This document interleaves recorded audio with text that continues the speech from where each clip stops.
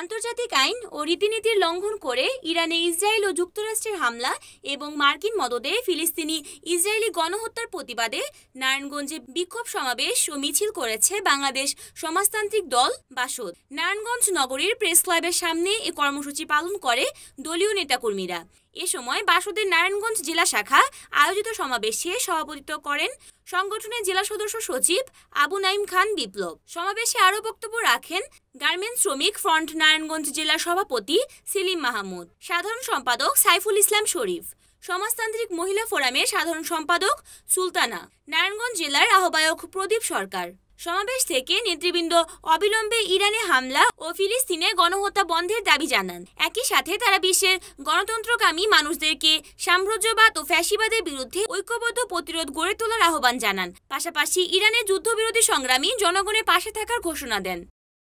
মার্কিন যুক্তরাষ্ট্র president Trump, যিনি ইতিমধ্যে অব্রহ্মাত্রা হিসাবে সারা দুনিয়ায় পরিচিত হয়েছেন, এই ট্রাম্প বলেছেন অবিলম্বে তেহরান খালি করে দাও। আশ্চর্যের ব্যাপার, এর আগে আমরা গাজার ক্ষেত্রে দেখেছি ট্রাম্প বলেছে অবিলম্বে গাজা খালি করে দাও। অর্থাৎ ফিলিস্তিনের গাজার নাগরিকরা তাদের দেশ খালি করে আরেক দেশে উত্তস্ত হয়ে থাকবে, আর এই গাজা এসে ব্যবসা করবে ট্রাম্প। সংগ্রামী বন্ধুগণ, একই কথা শুনলাম আমরা তেহরানের ক্ষেত্রে, তেহরান খালি করে দাও। অর্থাৎ তেহরানের যারা মানুষ তারা তেহরান ছেড়ে আরেক দেশে যাবে বা ইরানের অন্যত্র থাকবে। এইভাবে ঔদ্ধত্যপূর্ণ কথাবার্তা ট্রাম্প বলে যাচ্ছে।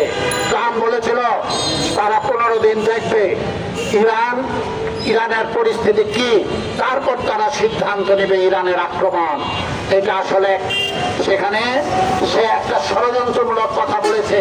এই কথা 2 দিনের মাথায় সে সেই অত্যাধুনিক বিমান B2 স্টেলথ সেই বিমান নিয়ে সেখানে আক্রমণ করেছে। সেখানে যে বোমা বিস্ফোরণ ঘটানো হয়েছে সেটা বাংকার ব্লাস্টার। এই বাংকার ব্লাস্টারের 2টি করে বোমা, 6টি বিমানে মোট 12টি সেখানে ইরানের 3টি পারমাণবিক স্থাপনায় নিক্ষেপ করা হয়েছে। এই বোমা মাটির বহু গভীরে গিয়ে আঘাত করতে সক্ষম।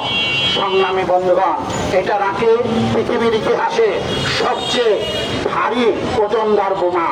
সংগ্রামী বন্ধুগণ, আমরা দেখতে পাচ্ছি এই মার্কিন মদদে আজকে ইসরায়েল মধ্যপ্রাচ্যে একটা অস্থির পরিস্থিতি তৈরি করে রেখেছে। এই ইসরায়েল একটি কৃত্রিম রাষ্ট্র। এই ইসরায়েল মধ্যপ্রাচ্যে ছিল না। মধ্যপ্রাচ্যে ফিলিস্তিনের জায়গায় এই ইসরায়েলকে বসানো হয়েছে। সুমন ইসলাম, NAN TV, নারায়ণগঞ্জ।